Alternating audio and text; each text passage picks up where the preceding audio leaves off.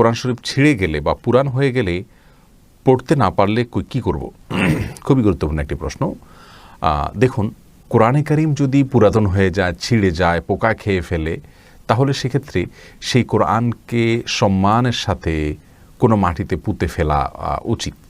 সেটা কোনো কবরস্থানে হতে পারে বা যে কোনো জায়গায় হতে পারে, বিশেষ করে অসম্মান না হয় সেদিকটা খেয়াল করা উচিত।